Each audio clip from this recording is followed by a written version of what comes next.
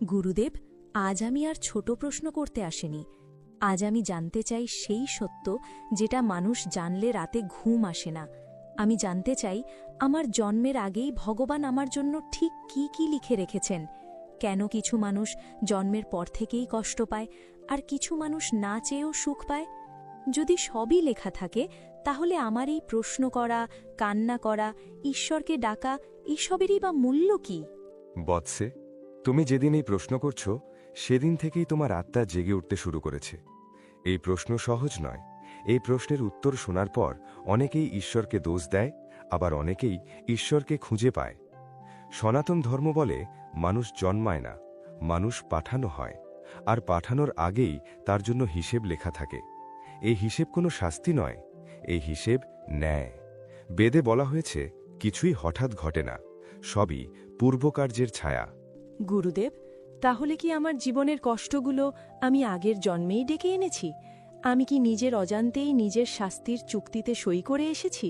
হ্যাঁ বৎসে, এইটাই প্রথম ভয়ঙ্কর সত্য। গীতা, উপনিষদ, গরুর পুরাণ সব গ্রন্থেই বলা হয়েছে আত্মা যখন নতুন শরীর গ্রহণ করে তখন সে খালি হাতে আসে না। সে সঙ্গে করে নিয়ে আসে অসম্পূর্ণ কর্ম, অসমাপ্ত ঋণ আর অপূর্ণ ইচ্ছা। তাই কেউ জন্মেই রাজপ্রাসাদ পায়, আর কেউ জন্মেই অন্ধকার। ভগবান পক্ষপাত করেন না, তিনি শুধু হিসেব মেলান। গুরুদেব, কিন্তু আমি তো কিছুই মনে করতে পারি না। যদি আমি আগের জন্মের কথা না জানি, তাহলে শাস্তি পাওয়াটা কি অন্যায় নয়? এটাই মায়ার সবচেয়ে গভীর জাল। মনে রাখতে পারলে মানুষ অনুতাপে পুড়ে যেত, আর ভুলে না গেলে নতুন কর্ম করতে পারত না। তাই ভগবান স্মৃতি কেড়ে নেন, কিন্তু ফল রেখে দেন। উপনিষদ বলে আত্মা জানে, মন জানে না। এই কারণেই হৃদয়ের গভীরে একটা অজানা ভার সব সময় থাকে। গুরুদেব, তাহলে ভালোবাসা, বিয়ে, কার সাথে জীবন কাটাবো, সেটাও কি আগে থেকে লেখা? এই প্রশ্নটাই মানুষকে সবচেয়ে বেশি কাঁদায়। শাস্ত্রে বলা হয়েছে যার সাথে শান্তি পাও সে বর্তমান জন্মের সঙ্গী, আর যার সাথে অশান্তি পাও সে পূর্বজন্মের হিসেব। তাই কিছু মানুষ জীবনে আসে আলো হয়ে, আর কিছু মানুষ আসে আগুন হয়ে। ভগবান নাম লেখেন না, তিনি সম্পর্কের ফল লেখেন। তাই তুমি কাকে ভালোবাসবে তা তোমার পছন্দ মনে হলেও কাকে ভোগ করতে হবে তা আগেই নির্ধারিত। গুরুদেব, তাহলে যে আমাকে সবচেয়ে কষ্ট দিল, সে কি আমার শত্রু নয়? না বৎসে, সে তোমার শত্রু নয়, সে তোমার ঋণ গ্রহীতা। মহাভারতে বলা হয়েছে যে তোমার অহংকার ভাঙে সে তোমার সবচেয়ে বড় উপকারক, কারণ সে তোমাকে ভিতরে ভিতরে জাগিয়ে তোলে। গুরুদেব, মৃত্যুর দিনটাও কি লেখা থাকে? মৃত্যু লেখা থাকে, কিন্তু ভয়ের জন্য নয়, মুক্তির জন্য। গরুর পুরাণে স্পষ্ট বলা আছে মানুষের আয়ু নির্ধারিত, কিন্তু চেতনার উচ্চতা নয়। কেউ অল্প সময় সত্য জেনে যায়, কেউ দীর্ঘ সময়ও অন্ধ থাকে। তাই মৃত্যু আসে ঠিক সময়ে, কিন্তু মানুষ প্রস্তুত থাকে না। তাহলে গুরুদেব, সবচেয়ে ভয়ঙ্কর লেখা কোনটা? সবচেয়ে ভয়ঙ্কর লেখা এই যে মানুষ কখন বুঝবে যে সে শরীর নয়।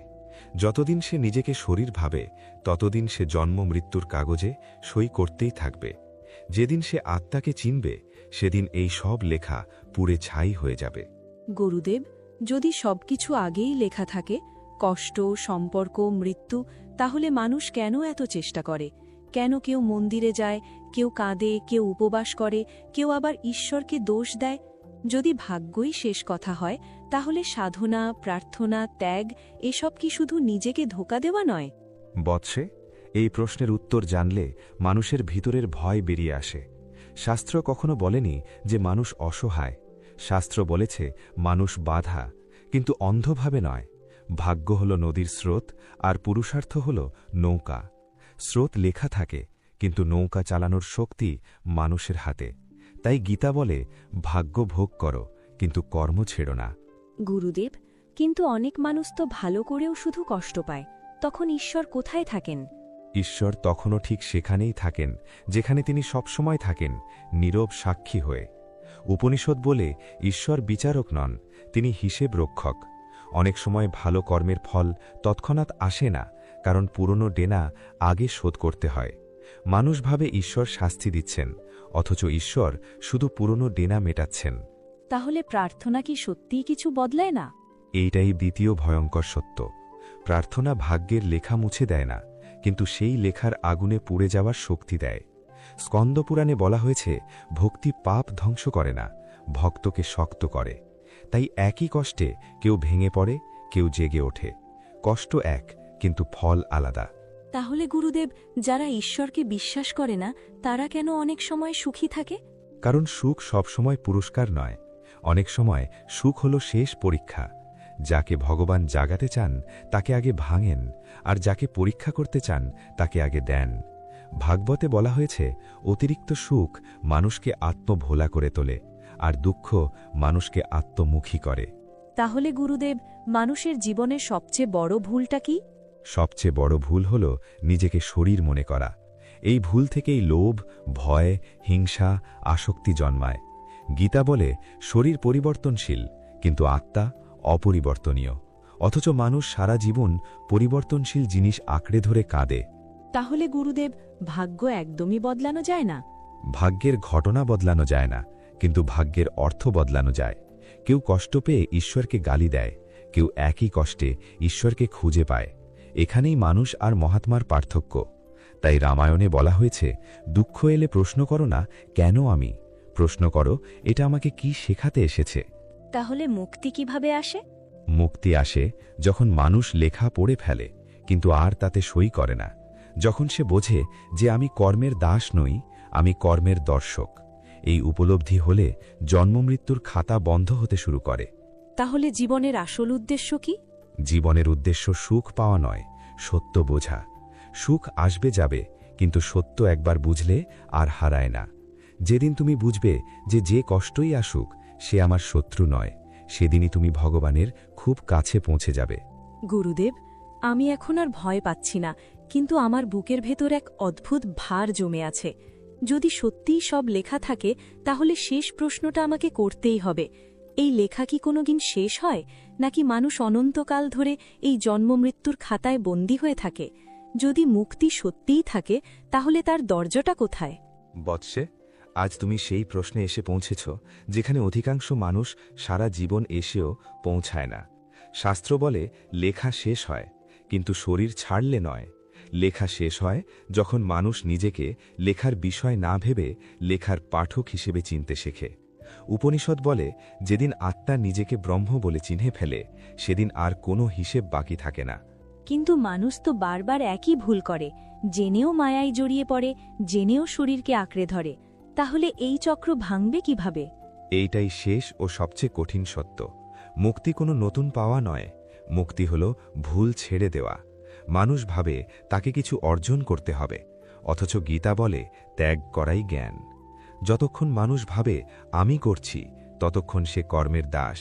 যেদিন সে বুঝবে আমি দেখছি, সেদিন কর্ম তার উপর অধিকার হারাবে। তাহলে ভগবান কেন এত নীরব থাকেন? কেন তিনি সামনে এসে বলেন না, এই পথটা নাও? কারণ ভগবান তোমার বাইরে নন। যদি তিনি বাইরে হতেন তাহলে পথ দেখাতে পারতেন, কিন্তু তিনি ভিতরে, তাই জাগাতে চান। শিবপুরাণে বলা হয়েছে, ঈশ্বর শব্দ নন, ঈশ্বর উপলব্ধি। তাই তিনি চিৎকার করেন না, তিনি নীরবতা দেন। যে নীরবতায় মানুষ নিজের আসল কণ্ঠস্বর শুনতে পায়। তাহলে এই জীবনের শেষ কাজটা কি হওয়া উচিত? শেষ কাজ হল প্রস্তুতি। মৃত্যুর জন্য নয়, সত্যের জন্য। গরুর পুরাণ বলে, যে জীবিত অবস্থায় মৃত্যুকে বোঝে, তার জন্য মৃত্যু শুধু দরজা বদল। আর যে জীবিত অবস্থায় জীবন বোঝেনি, তার জন্য মৃত্যু ভয়ঙ্কর। তাই ভয় মৃত্যুর নয়, ভয় অজ্ঞানতার। তাহলে যারা কষ্টে ভেঙে পড়েছে, তাদের জন্য কি কোনো আশা নেই? আশা নেই শুধু তাদের জন্য যারা কষ্টকে অভিশাপ ভাবে, কিন্তু যারা কষ্টকে ডাক মনে করে, তাদের জন্য প্রতিটা দুঃখই মুক্তির সিঁড়ি। ভাগবতে বলা হয়েছে, যাকে ঈশ্বর সবচেয়ে কাছে টানেন, তাকে তিনি সবচেয়ে বেশি নাড়া দেন। গুরুদেব, শেষবারের মতো বলুন, জন্মের আগেই ভগবান আসলে কি লিখে রাখেন? তিনি সুখ বা দুঃখ লেখেন না, তিনি পরিস্থিতি লেখেন। তিনি পথ লেখেন না, তিনি মোড় লেখেন। আর সবচেয়ে বড় কথা, তিনি কখনোই মুক্তি লেখেন না, কারণ মুক্তি কোনো দেওয়া জিনিস নয়, মুক্তি হল বোঝা। যেদিন মানুষ বুঝবে যে সে কখনোই বাঁধা ছিল না, সেদিন জন্মের আগের সব লেখা আপনাতেই মুছে যাবে।